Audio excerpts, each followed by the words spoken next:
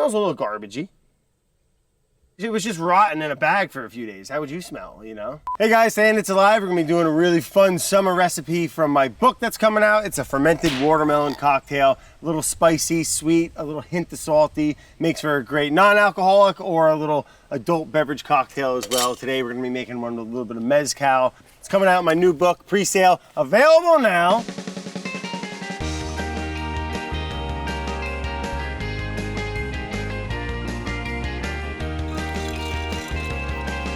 First off, you want to go and get yourself a real nice watermelon, of course organic if you can, even better if it's local and nice and sweet. I don't know where this one came from. This thing probably weighs, if I had to guess, oh, I wish we had a scale. This is a fun game. You have a scale out here? It's your house. Shh. If I had to guess, I'd say 6 pounds. I got my watermelon knife here, so you can't do this without a very nice watermelon knife. Just gonna cut off the rind, okay? And then I just kind of peel it with the knife. One day, next year, back over here or over there or something, I'm gonna dig up a nice little spot and I'm just gonna have a big old watermelon patch. I don't care if I lose like 60% of it to like animals and stuff. I get it, right? It's just for all of us. But I want some. Yeah, so you just wanna clean off any of that white. You don't have to go crazy. And then you just bite it.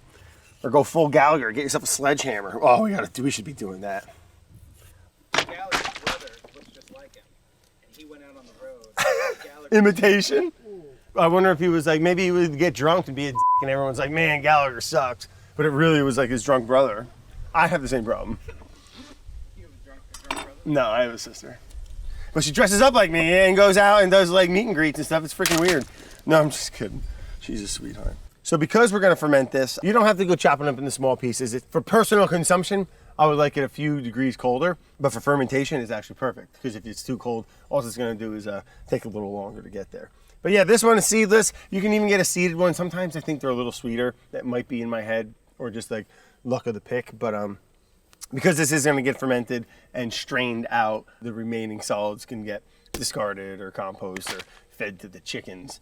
So seeded, seedless, it doesn't have much of a difference, I don't think. When was the last time you had slice of watermelon, right, great, on the rind, but with all the black seeds? Never anymore. Remember you used to spit them at each other and they'd stick to your skin? No one does that anymore. So you could ferment this in just about anything, right? But we're gonna do it in a bag. You can do it in a big jar, in a big crock. The reason I really like to use this bag, keeps the oxygen off, it keeps anything out of it, yeast from getting in there, all flavors from really dominating the ferment. Now, if you were doing this in a jar, I like to crush it up and muddle it, break it down and let it get juicy. It will do it on itself, but breaking it up a little bit just really kind of helps get that whole party going.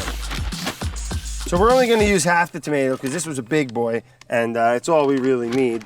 I called it a tomato? Yeah, I struggle sometimes. Remember I called a freaking mango an avocado and I did it today again. Mango, yes, bud. That's an avocado bread. That's what I meant. Mango! I had a stroke. So check it out. We got our big chunks of watermelon, looking good. And what we're gonna do is just sprinkle just a little bit of salt in there. For this application, I mean, we're only coating the top there. And then we got a little bit of mint and tarragon and a little pinch of basil in there too. Shove a few little herbs in there. And then look, a little habanero. Beautiful. I just halved it. Throw it right in the bag. And there we go. Now we're gonna hit it in the vac bag. Oh, this thing's filled pretty good here. So there it is. There's your thumbnail, bro. 1, 2, 3. I just like to give it a little crush, all right? This will help redistribute some of that salt and just get a nice little brine going, right? Look at that, beautiful. Get those herbs going in the liquid. Oh, this already looks good. If you are doing it in a jar or in a crock, maybe get a little weight to keep that underneath its own liquid. Maybe even sprinkle the salt on top of the brine instead of on top of everything, just to have a little bit of a salty solution on top, kind of help knock down any mold. If you do get mold or some yeast going, you could probably just scoop it right off. Another reason why I kind of like the vac bag, it stops that open air market where just kind of anything can party on the surface. The good microbes that we have in here aren't combating with new yeasts and microbes that are coming in through the air if there was cheesecloth or an open vessel container for fermentation. It's like the best thing I've ever said on the show. And there you have it. So that sits at room temp, depending where you are, obviously. And if you are in a bag, one of the downsides, especially in something like this, it is very eager to ferment. I'll probably have to open this in a day or two, just a little bit, and let the gas out because I'm anticipating this to be very active. The natural organisms that are in and all over the watermelon and all over the world here, yeasts and bacterias, are gonna consume the sugars and other proteins and stuff. You were to look under that in a microscope, it'd be like a whole universe of life. And that's fermentation. It's basically a controlled rot that we can use to manipulate and create new flavors and umami, basically. I have a swap, which is great, and we're gonna make a little cocktail. So we have our watermelon that's been fermenting for about 4 or 5 days now. I once, 2 days ago, had to open it because it was about to blow up and degas it. You know, if you're doing it in a jar or an open top container, you don't have this problem. But here with the bag, you'd have to let it off and then just reseal it again. So now I'm just gonna strain it. Little pour spout. Oh God, Brad. It smells a little garbagey. It was just rotten in a bag for a few days. How would you smell, you know? Once we let that kind of breathe a little bit and some of those sweetnesses start to come out again.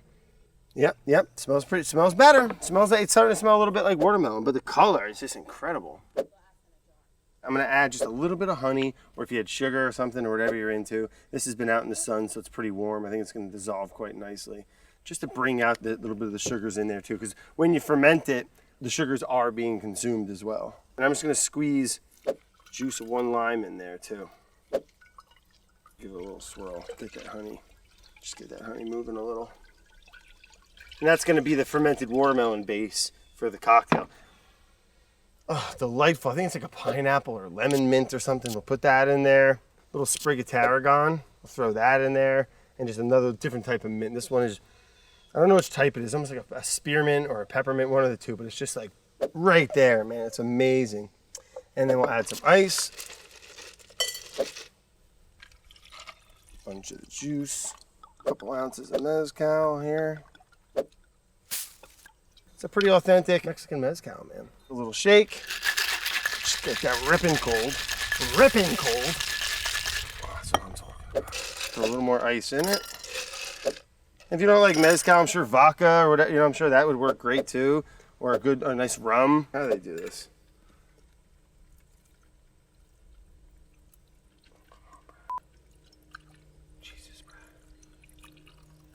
Spilled half of it on the cutting board.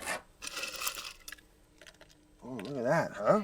A flowering thyme and the mint in there? Oh, don't mind if I do. Oh, that's great. I'm gonna try one just with a little bit of seltzer as well. It's gonna dial it back just a little bit, give it a little spritzier, you know? Bruise of the mint. Let's see if we can do a better job here. It's terrible at that. Okay. I'm just gonna stir it real quick. Get some of those bubbles up. There we go. All right, let's try it. Let's try the ones with the bubbles first.